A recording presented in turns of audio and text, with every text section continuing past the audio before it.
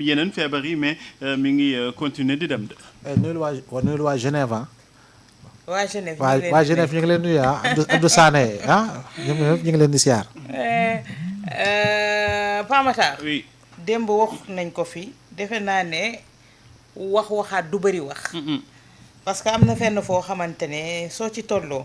il faudra beaucoup parler bi ñu koy wax démb fii. amul beneen cas bu beesaat ci Ndakaaru. te Ndakaaru mooy dëkk dox daje boo xamante ne li fi concentré wu. te yenn zones yi concentration bi promiscuité bi Pamata.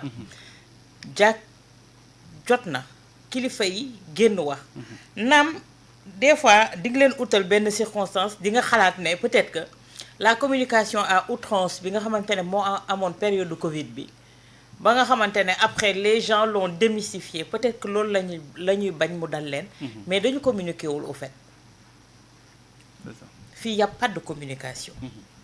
communication de crise bi nga xamante ne tey d'alerte bi nga xamante ne war nañ ko def Pamata en tout cas on le sent pas et teewul la maladie est en train de se propager. il faut le dire.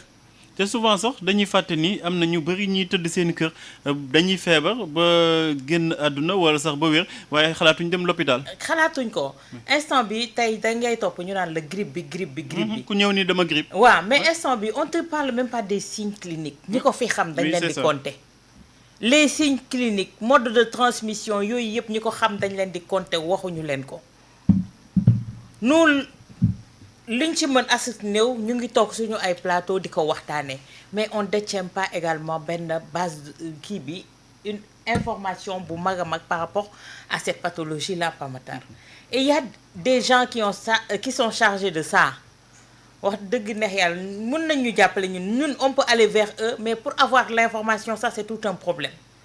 ñoom ibil nañ leen suñu ay buntu ñëw leen communiquer dites aux Sénégalais ce qui se passe. wax naa la y a des antennes relais yoo xamante ne mun nañ ko waxtaane parce que tey jii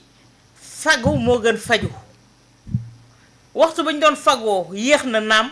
mais ba léegi mun nañu fegu ci li nga xamante ne moom moo di jàngoro boobu en quoi faisant en communiquant avec les gens en leur disant les mesures yi nga xamante ne war nañ ko jël pour éviter li nga xamante ne moo di maladie bi law ci li nga xamante ne moo di askan wi parce que benn yi ñuy xeeb. on te dénombre 21 morts ñaata nit 200 et quelques personnes yoo xamante ne atteint Pamata jar na waxtaane nag wax dëgg neex yàlla. wax na ko Dakar bu ñu fi dugalee wala sax bu fi jàngoro bi duggee rek pour mu génn fi lu xaw a jafe la ndax population bi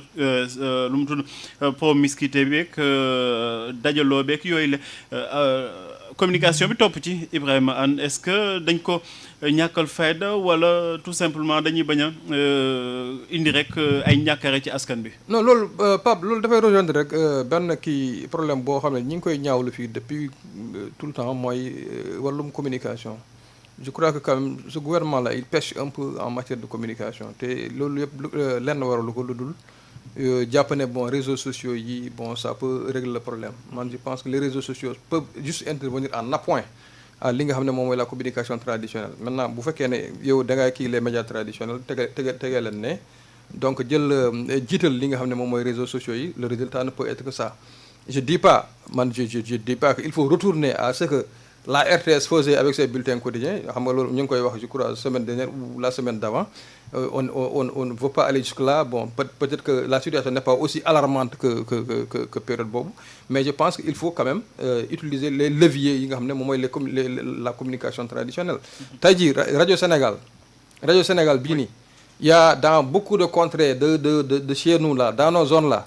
dans les milieux les plus reculés là-bas boo fa demee ñooñu xamuñu sax luy réseaux sociaux d'abord réseaux sociaux lañ xamuñu ko li ñu xam mooy rajo Sénégal ñoom bu ñu xëyee réseau social yaa xam nga kii rajo Sénégal moom la ñuy déglu bu ñuy tëri aussi rajo Sénégal la ñuy déglu donc ces gens là il faut leur parler dans la radio qu'ils écoutent et dans la langue qu'ils comprennent parce que ñoom c'est eux qui sont bu dee la maladie de la fièvre de la vallée du Rift là wax nañ ko fii démb c'est une maladie boo xam ne c'est une zoonose ça vient de la relation entre l'homme et l'animal. te zones yooyu par exemple la zone du Ferlo la zone du Fouta c'est des zones de fort pâturage donc foofu nit ñi dañuy élever donc bu dee ñooñu la ñuy waxal nag doo wax ak ñoom à travers les réseaux sociaux ñooñu booy wax ak ñoom da ngay wax ak ñoom ci fi nga xam ne foofu ñooñu la ñuy déglu ci kàllaama bi nga xam ne moom la ñu namp te foofu moom je crois que les gens ils pêchent beaucoup à ce niveau beneen bi mooy que une fois que Dakar est atteint Dakar c'est la capitale. C'est ça. Dakar c'est la capitale aujourd'hui bu ñu xëyee chaque jour bu ñu xëyee j'ai pas les statistiques de l'ANSD peut-être l'ANSD mën nañu wax mais combien de voitures ñooy jóge fii chaque matin à destination toutes les régions du Sénégal donc ce qui veut dire que virus bi bu ñëwee fii rek moom virus bi moom mën na wax alhamdulilah parce que il a vraiment tous les vecteurs possible pour lui permettre de visiter les coins les plus reculés du Sénégal donc sensibilisation bi mën nañ ko war nañ ko gën a def communication bi notamment la prévention war nañ ko gën a def ak li nga xam ne moom la ñu doon wax démb mooy li nga xam ne les actions yi ñu daan nemmeeku à chaque fois qu'il y a des épidémies même avant des épidémies mooy ay saupoudrage ak yu demee noonu ak li nga xam ne yenn opération de conscientisation je pense que loolu aussi war nañ ci ñëwaat te loolu aussi mënoo ko bëgg a def en tout temps cherchant à néewal doole li nga xam ne moom mooy la presse traditionnelle. Alors Abdoulaye Mbow wax nañ ko dafa mel ni dañ ko minimiser en tout cas war nañu ci fulla boobule te pourtant maladie bi mi ngi rey ay nit te aussi mi ngi gën di avancer Dakar comme ni ko ñëpp waxee forte concentration bi fi nekk densité bi fi nekk bu fi feebar bi duggee rek mën na fi def nii waaw te bu ma xoolee sax lu nombre de cas yu ñu annoncé xalaatu moo ni mu yegg foofu. te booy xool nombre de cas yi tamit ndaw yi ñoo ci ëpp. ñi nga xam ne contaminé nañ ci. kon boog pour wane ni fii nga xam moo am regroupement lu ëpp si xale jàpp naa ni Ndakaaru la waxuma sax xale mais population de manière générale donc je pense que tey bu ñu la nee feebar bi yegg si na fii nga xam moo di Kër Massar avec la concentration humaine qu'il y a là-bas également donc sa xel dina jiixi jaaxa parce que feebar moom bu xasee ba dugg Dakar pour mu law dafay gaaw wax nga ko promiscuité bi wax nga ko mooy li nga xam ne mooy dëkk ñu dëkkee sax pratiquement kër yi amul espace boo xam ne séparé na ay kër yi dañu kolonté foo ne accu sa voisin na yaaramu kàllaa donc loolu dafa nekk une réalité à Dakar dem ak dikk bi li nga xam ne moo fi xew surtout nag bu fekkee ni am na feebar yoo xam ne dafay am maanaam wàll bi dafay gaaw surtout foofu nag la ñuy war a gën a mën a tiitee maintenant fièvre bi jàpp naa ni lu ñu war a gën a communiquer la pour véritablement li nga xam moo di les gestes barrières comme ni ñu ko doon waxee ci Covid bi rek naka la ñu mën a fexe pour mën a xeex li nga xam moo di kii bi mais également saupoudrage parce que yoo boobu nga xam ne ci Juventus la bokk ñu koy wax moustique tigre yow boobu encore une fois bul fàtte ni tamit dafa bari fii léegi nag fan la jëlee feebar pour ñëw piqué ko doomu aadama bi tu ne sais pas parce que anophèle bi ñëpp xam nañu ni anophèle bi buy transmettre paludisme guddi lay màtte mais yow tigre bi man xawma ndax bëccëg bi la wala guddi bi lay transmettre nee nañ guddi gi la à partir de 19h moo tax jeunes yi mu bëri lu mu leen di laal parce que ñoom dañuy actif voilà kon loolu la voilà parce que anophèle bi moom guddi lay su la màttee guddi gi lay wàll donc je pense que yooyu yëpp war nañu def ay opération de saupoudrage parce que da ngay xool sax même ay jamono service d'hygiène yenn période yi gis nga ni mu doon poudre koñ yi dinay am mais léegi c'est devenu excessivement rare très très très très rare te quoi qu'on puisse dire jamono ji la gën a baax parce que nous sommes à l'ouverture des classes opération yi nga xam ne mooy dingi ñax bi dafay àndaale ak yooyu bari jàpp naa ni suñ doon saupoudrer comme ni ñu doon saupoudrer avant Dakar yaa ngi dégg lu bari dina fi war a gën a mën a wàññeeku parce que Dakar tey la gën a duuf si wàllu habitant donc l'autre élément pour man bi nga xam ne dañ siy xaw faillir mooy encore une fois le niveau de communication qui doit être assez agressif un niveau de communication agressif si mooy maanaam publicité bi maanaam wax ci tout le temps maanaam journal yi maanaam prime time émission en prime time yi nga xam ne effectivement dinañ si mën a jukki li nga xam ne moo di message bi nga xam ne autorité sanitaire bi mi ngi ko koy joxe man jàpp naa ni foofu xaw nañ see faillir parce que tamit feebar la boo xam ne mi ngi fi Pape Matar avec autant de cas mais dëggoo sax population duñu toog ba waxtaan si duñu toog sax ba waxtaan si comme ni ñoo waxee Covid parce que Covid law na dafa demoon ba nekk fa laal na àdduna bi yëpp mais feebar bi mi ngi Sénégal mais kenn du si waxtaan daanaka waaw mais yéen dégg ngeen feebar bi waa vallée du Rift la tuddee mais lii moo koy joxe lii lañ koy transmettre lii moo koy moytandikoo doo déggloo sax ñu siy wax pour lan parce que y a pas une communication assez agressive bi nga xam ne dina fàttali nit ki naka la war a dundee naka la war a doxalee pour feebar bi mu war see mën a mucc au même titre que toute autre maladie encore une fois yi nga xam ne par moment c'est par période parce que tey da ngay dégg ñu ne grippe bi bari na mais est-ce que grippe kese la. mais est-ce que sax grippe la. nit ñi ñooy wax seen bopp que dañuy. waaw kenn xamul la moom voilà oui. donc est-ce que yaa ngi dem hôpital parce que da ngay jiital yow lu ñu lay njëkk laaj mooy lu la jot. oui boo nee man damaa grippe ñu traité la grippe alors que da ngaa palu. yaa ngi dégg xëy na keneen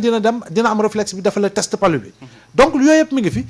grippe bi est-ce que amul beneen xeetu variant Covid on ne sait pas. yaa ngi dégg. ñëpp daal dañuy tëdd seen kër rek naan demal jënd ma Litacol. voilà donc mi ngi noonu daal xam naa cold bi seddaay bi xam naa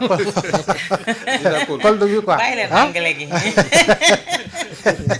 yooyu yëpp a ngi ci daal waaw léegi bu ko defee ñu naan la baxalal ngeer ki naan la dóoral jinjeer def si limon. xam nga que leen naan la dóoral laaxu Dakar. wala jëlal bantamaare voilà yooyu yëpp a ngi fi quoi donc léeg-léeg xam nga Ibrahima moom bu sa petit kolaal lay yor moom Batar waaw foo ko gis mu ngi koy yëy xëy na yooyu yëpp mi ngi si il faut quand même ñu siy waxtaan rek gën ko yaatal pour que nit yi ku nekk xam lan moo la war a mën a aar parce que c'est important. parce que c'est pas anodin 21 morts voire 22 Pape Matar. c'est pas du lu ndaw loo xamante ne dañ ko war a foowee. déet maa ngi gis ci commentaire yi kii ni la maladie ne se transmet pas d'homme à homme on ne sait pas à quel jeu vous jouez la situation est bien maîtrisée xam naa dafa amul ay waajur wala ay parents yu ñàkk seen bakkan ci feebar bi moo tax mu waxu situation bu ñu maîtriser c'est pas parce que feebar bi du nit ak nit ñoo koy wàlle que du situation bu doy waar. parce que yow bi lay matt def ba non yow bi lay matt yow mi feebar bu ko mattee 10 personnes mooy 10 personnes da leen di. mais bu doon homme à homme sax boobu mooy gën a garaaw non boobu mooy gën a yomb lijjanti parce que dañuy naan kii cas contact la. c'est ça ñu yóbbu ko fi ñu ko war a yóbbu mu bañ a contaminer mais ay mala le mala est dans la nature. boobu kay c'est plus compliqué. xam nga lu si am solo rek encore une fois wax si feebar. en réalité dafa fi propagande pour contre kii wala pour qui que ce soit. non c'est-à-dire que c'est un fait boo xam ne dañ siy waxtaan. loo xam ne dina gën a tax man ak keneen gën a def très attention. waaye tam gën a yokk xarañte autorités yi pour ñu gën a mën a yokk li nga xam moo di communication bi. l'aspect de communication dafa am solo. parce que man ki ma gis mu si wax parce que bokk nañu yàggul tuuti ajuma ji plateau c'est le docteur Boli. xam nga bu yore wàllu feebar yooyu. mi ngi siy wax mais xam nga également moom spécialiste de la santé c'est un médecin mais dafa am loo xam ne Pape Matar c'est sur le plan institutionnel lañ koy gérer. la communication c'est sur le plan institutionnel. su ma nee communication sur le plan institutionnel mooy ministère bi si wàllu boppam li mu war a mën a jël comme aspect jëmale ko si wàllu communication bi parce que fii lu bari ñi ngi fii yaa ngi koy wax ñu feebar. sànq di nga gis ñoo xam ne dañuy am yenn feebar ñu dugal leen si liste ñu nekk 150e position. wala 222e position. ñu ngi feebar sonn nous sommes au mois d'octobre. rendez-vous bi c'est au mois de janvier. c'est-à-dire que foofu ngay ni ñu koy waxatee pas mettre la pression mais fi ngay booster l'autorité pour moom xam na ko mais je dis encore une fois du doy mu koy dégg mais fièvre de la vallée du Rif Saint-Louis bële ak côté Matam bi je crois bien. mais lu fa nekk si nit yu am feebar bi mais dafa bari. mais suñu la nee benn cas dugg si na Dakar. ñu toogaat ñu ne la démb am na beneen cas bu duggaat Dakar te li ci gën a graaw mooy li nga xamante ne rek mooy ñi nga xamante ne feebar bi peut-être sonal na leen ba ñu dem kër docteur ñu xam leen. mais am na ñoo xamante ne ñu ngi koy dundee toog seen kër. man li ma gën a jaaxal sax mooy xooluñu localisation bi dañ ni Kër Massar ni Sébikotane xam nga ni yow du jóge Kër Massar naaw ba Sébikotane c'est-à-dire loolu dafa war alerter sax les autorités. parce que bu commencé jógee Kër Massar newuñu beneen cas bi Kër Massar la ñu ni beneen cas bi Sébikotane la ça doit interpeller li nga xamante ne mooy les autorités. Ibrahima ñu tëj. ça veut dire que feebar baa ngi law donc du coup li nga xam ne moom mooy wàllum communication parce que là on est plus dans la prévention. comme affaire bi dem na ba installé wu et comme tu l'as dit sànq mooy que bu fekkee ne y a 2 wala 1 cas ou 2 cas déclarés à Dakar maintenant qu'en est-il des cas yi nga xam ne ñi ngi waaw non même à Dakar sax ñi ngi seen biir kër yi di naan ñoom grippe la ñu am di fajum traditionnel alors que instant yooyu ñi ngi wala ñeneen ci peut-être foofu mu nekk benn foyer de contamination donc la communication on va y revenir on ne dit pas pour prêcher pour notre chapelle pour que le ministère vienne xam nga lan di jënd ay espace non mais même n'importe quel relais n'importe quel kii na doon support de communication boo xam ne dafay egg au niveau du grand public aujourd'hui ils sont boo fi gënoon léegi nga dem defi un micro trottoir nga laaj sénégalais yi ndax xam nañu lan mooy la fièvre de la vallée du Rift ñu ci bëri xamuñu ko C'est ce que me dit deux amis médecins. Nee na ma on doit faire des recherches. Malheureusement ce ministre bon nee na rien n'est maîtrisé sur la maladie. lu nga maîtriser daf mën a jóge Saint-Louis ñëw ba Dakar. Également docteur Seck nekk vétérinaire nekk Darou Salam également ñoom ñëpp ñu ngi intervenir di interagir ak ñun par rapport à ça moo lay won ne amul loo xamante ne acharnement ou quoi que ce soit mais pour loo xamante ne pour intérêt national la. loolu sax intérêt général la. C'est pour la population parce que tey jii lañ naan ay du yem ci bopp borom. C'est ça. doo ko xeeb naan ay benn c'est maîtrisable les gens sont sur le terrain suñ ko maîtriser woon cas yi du yokk. du jóge Ndar ñëw ba Dakar. malheureusement. En tout cas di la jaajëfal Awa Diop Ndiaye il reste 4 minutes. non 6 minutes des na 6 minutes donc ay ñu dem ci